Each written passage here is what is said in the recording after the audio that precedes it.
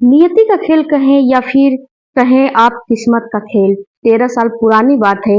एक लड़की पैदा हो जाती है। लड़की पैदा होने के बाद अभी उसने ठीक से माँ कहना या पापा कहना ही शुरू किया था। अभी वो ठीक से बोल भी नहीं पा रही थी कि उसकी माँ की तबीयत इतनी ज्यादा खराब हो जाती है कि माँ की मौत हो जाती है। अब बच्चों को पालने की जिम्मेदारी बाप के ऊपर आ जाती है, लेकिन कुछ वक्त बीत जाने के बाद उस लड़की के साथ एक ऐसी भयानक घटना होती है जिस घटना को सुनने के बाद शायद आप लोगों को भी रिश्ते से विश्वास उठ जाएगा। आप लोग भी सोचने पर मजबूर हो जाओगे। वह लड़की आज एक ऐसे दर्द, एक ऐसी तकलीफ से जी रही है कि जब तक उसकी सांस चलेगी शायद दर्द को, उस तकलीफ को कभी भी वो भूल नहीं पाएगी। उसके साथ जो खेल खेला गया है, तो इससे किस्मत कहें या फिर कहें आप इसका भगवान का देन, या फिर आप उस लड़की को भगवान ने इसीलिए ही पैदा किया था कि तुम्हारे साथ ये होगा। आज की घटना जो मैं आपको सुनाने जा रही हूँ, ये शायद आप लोगों को भी बड़ी हैरानी होगी, परेशानी होगी। आज की जो सच्ची घटना है, आपको यह सच्ची घटना है हापुड़ में, हापुड़ थाना जिले का एक थाना क्षेत्र का जो एक गांव है बहादुरगंज। बहादुरगंज में एक 13 साल की लड़की होती है। उसके पेट में बहुत तेज दर्द हो रहा होता है और ये लड़की चीख चीख के चिल्ला चिल्ला के रोती है कि मेरे पेट में दर्द हो रहा है। और जो गांव वाले होते हैं, जो उसके तो पहले न माँ थे न पिता थे, दोनों में से कोई नहीं था, लेकिन जो गांव की महिलाएं वगैरह होती हैं, वो गांव की महिलाएं हाजमोला उसको खिला रही थी, या फिर उसको पेट पे जो गर्म पानी की सिकाई होती है वो करा रही थी कि इसको गैस हुआ है। अजवाइन पिला रही थी। छोटे मोटे घरेलू उपचार उसको किया जा रहा था कि किसी भी तरह से उसका पेट का दर्द शांत हो जाए, लेकिन वो पेट का दर्द शांत नहीं होता है। जो लड़की को रखा हुआ था, लड़की बोलती है कि मुझे डॉक्टर के पास ले चलना है, ले चलो मुझे डॉक्टर के पास, लेकिन जो घर की जिम्मेदारी संभाल रहा था वह उसको डॉक्टर के पास लेकर जाना नहीं चाहता था। उस व्यक्ति हापुड़ का ही एक मोहल्ला होता है, उस मोहल्ले में उस बच्ची की जो ताई रहती हैं, वहां जाकर उसके पास, ताई जी के पास, उस बच्ची को, जो 13 साल की लड़की होती है, उसे छोड़ दिया जाता है कि इसके पेट में कई दिनों से दर्द हो रहा है, मैंने दिखाया, बहुत डॉक्टरों से दिखा चुका है, अब तुम दिखाओ। लेकिन वो बंदा झूठ बोल रहा था। वहां से वह आदमी निकल जाता है और निकलने के बाद ताई जी उस लड़की को देखते ही, लड़की को देखने के बाद ताई जी की हालत बिल्कुल खराब हो जाती है। तुरंत उस बच्ची को लेकर अस्पताल पहुंचती है तो डॉक्टर लोग उसे देखते ही समझ जाते हैं कि इसको क्या समस्या है, कुछ गंभीर समस्या है। दरअसल वह लड़की प्रेग्नेंट हो चुकी थी। प्रेग्नेंट 13 साल की उम्र में कैसे हुई, कई तरह के सवाल थे, लेकिन डॉक्टर ने अपनी तसल्ली के लिए उस लड़की का जब अल्ट्रासाउंड कराया तो अल्ट्रासाउंड करने से पता चलता है कि वह 7 महीने की गर्भवती हो गई है। उसके पेट को देख के ही उसकी ताई जी बिल्कुल घबरा गई थी। आपकी जो वो ताई जी से कहती है कि आपकी जो बच्ची है यह गर्भवती है, तो क्या करें वह समझ में नहीं आ पा रहा है। तुरंत परिवार के जो बाकी लोग थे उनको बताया जाता है और यह सब जानकारी देने के बाद इस जो ताई होती हैं, ये सारे जगह बात पहुंचाती हैं, लेकिन डॉक्टर के माध्यम से यह सूचना पुलिस तक तुरंत पहुंच जाती है और जैसे ही पुलिस को यह सूचना मिलती है, चाइल्ड वेलफेयर कमेटी पहुंच जाती है। अब इस लड़की के पास इर्द गिर्द कई लोगों का जमघट वहां पे हो जाता है। इस लड़की को क्या तकलीफ हो रही थी, इतने सारे लोगों को देखकर यह बहुत परेशान हो जाती है। वो सोचती है कि मेरे पेट में एक दर्द तो हो रहा था, लेकिन ये लोग इतना क्यों आ रहे हैं। एक तरफ चाइल्ड वेलफेयर कमेटी के लोग सदस्य दिखाई देते हैं, एक तरफ पुलिस की वर्दी पहनी हुई कुछ महिलाएं, कुछ पुरुष दिखाई देते हैं। अब हर कोई उससे प्यार से पुचकार के उससे बातचीत कर रहा होता है और उसे दुलार के ये पूछने की कोशिश कर रहा होता है कि बेटा तुम्हारा यह पेट बड़ा कैसे हुआ, क्या दिक्कत हुई है, क्या परेशानी हो गई है, जो उस लड़की से प्यार से पूछ पूछ रहे थे, क्योंकि वह पहले से ही डरी हुई और सहमी हुई थी। समझ में नहीं उस लड़की को आ पा रहा था कि आखिरकार उसे तकलीफ क्यों हुई है। जब उस लड़की को पूरा भरोसा दिलाया जाता है, उसके माँ की तरह पेश आया जाता है और उसे उसकी जरूरतों का ख्याल रखा जाता है, जब लड़की को भी लगने लगता है 2 से 4 दिन के बाद कि यह तो अपने ही लोग हैं, यह पराये नहीं है, तब उस लड़की ने अपने दर्द भरी कहानी सुनाती है तो हैरान हो जाती है। जो सुनते हैं उनकी आंखों से आंसू आ जाते हैं। दरअसल उसने बताया कि मेरे दादा ही मेरे साथ पिछले काफी समय से गंदा काम, गंदा कृत्य कर रहे थे। इन्होंने इन्होंने काम जो गंदा मेरे साथ किया है, जब मैं कुछ विरोध करने की स्थिति में होती थी तो वह कहते थे कि अगर तुमने विरोध किया तो तुम्हें भी जान से मार दी जाएगी, जो तुम्हारे दो भाई बहन हैं उनको भी जान से मार दिया जाएगा।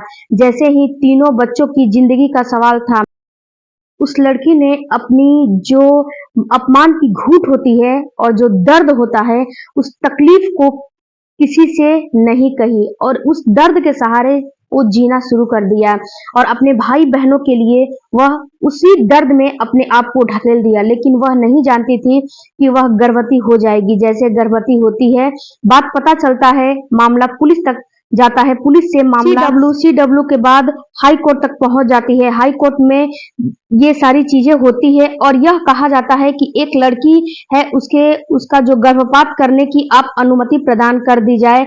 आखिर जो ये कार्य है, बच्चा पैदा होगा तो इस बच्चे को कौन इसकी परवरिश करेगा, कौन इसे पढ़ाएगा, कौन इसका जिम्मेदारी उठाएगा। हाई कोर्ट में जैसे ही बात पहुंचती है, डॉक्टर की रिपोर्ट देखी जाती है। डॉक्टर की रिपोर्ट देखते ही हाई कोर्ट साफ साफ इनकार कर देता है, क्योंकि समय बहुत ज्यादा बीत चुका होता है, इसीलिए ज्यादा समय बीत चुके हैं। अब ऐसी स्थिति में हाई कोर्ट से एक आदेश होता है, योगी सरकार के लिए आदेश हो रहा है कि इधर मीडिया में बात पहुंच जाती है और मीडिया वालों ने इस घटनाक्रम को अंदर से कुरेदने की और समझने की कोशिश करने लगते हैं। आखिरकार माजरा क्या है, तब कहानी जो है वाकई बहुत चौंकाने वाली, बहुत भयानक रूप से सामने आती है तो लोगों के रोंगटे खड़े हो जाते हैं।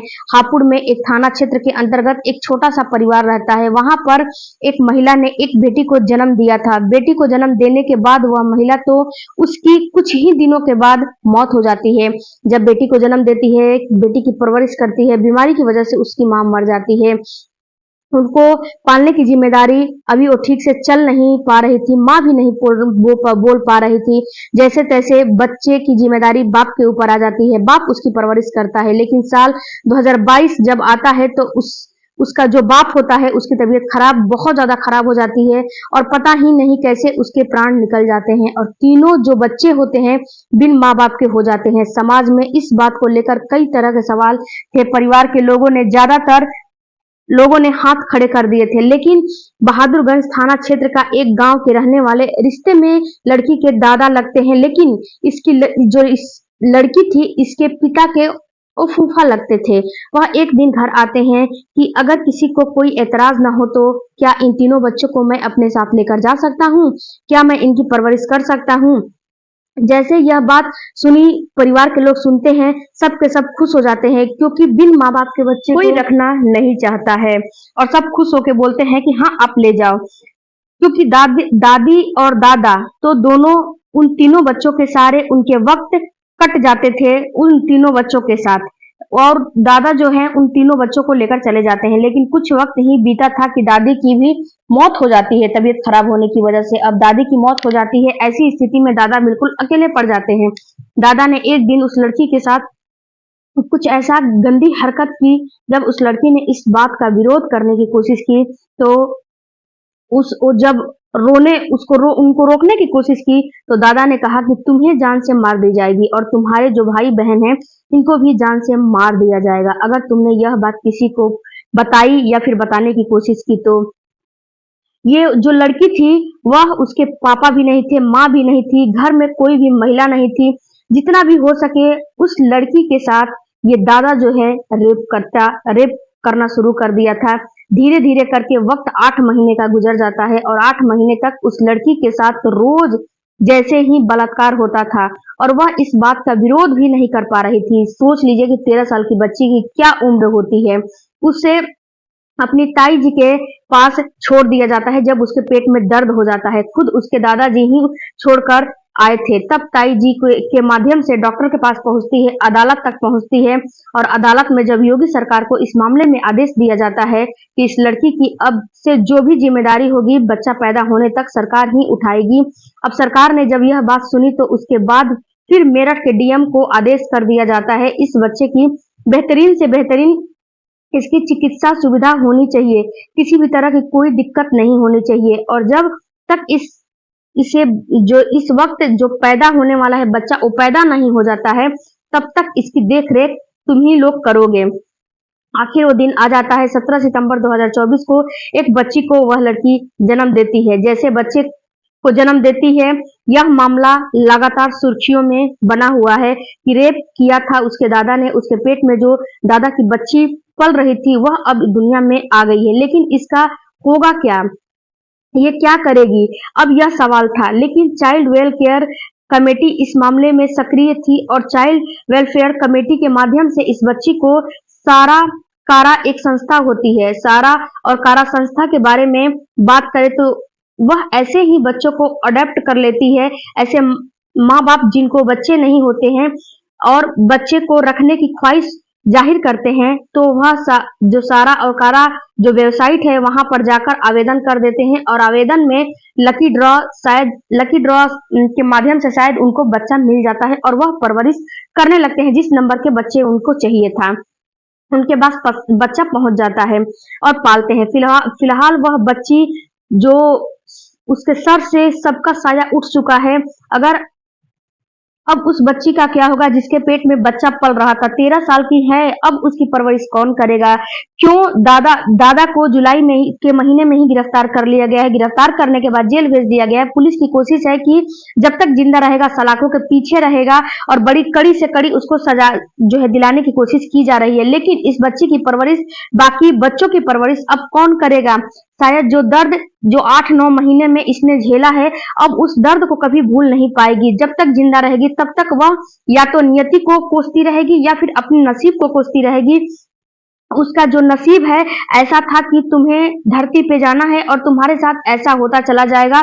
माँ बाप भी छोड़ के चले जाएंगे, परिवार भी छूट जाएगा, तुम जैसे इस हाल में रहोगी। कुछ कह नहीं सकते हैं कि अब वो लड़की किस हाल में रहेगी, क्या सही है क्या गलत है, कुछ इसको कहा नहीं जा सकता है। और फ्रेंड्स, आप जो भी आपके सामने ये घटनाएं हो रही हैं उसका आप विरोध किया, अगर उसने किया होता तो शायद उसके साथ कभी ऐसा घटना होता ही नहीं, लेकिन वह विरोध नहीं की। इसीलिए कम से कम अपने ऊपर हो रहे अत्याचार का, अपराध का पुरजोर तरीके से विरोध करें ताकि कोई बड़ा अपराध आपके साथ ना हो जाए और जिंदगी भर तक आप पछताने के काबिल ना रह जाए। इसीलिए कोई ऐसा काम ना होने दे। कुछ तो जाते जाते आपसे एक रिक्वेस्ट है कि मेरे चैनल को सब्सक्राइब जरूर करिएगा। और डियर फ्रेंड्स, आप लोगों को ये स्टोरी सुनाने का मेरा मतलब आप लोगों को परेशान करना बिल्कुल भी नहीं है, बिल्कुल जागरूक करना है और सचेत करना है कि आप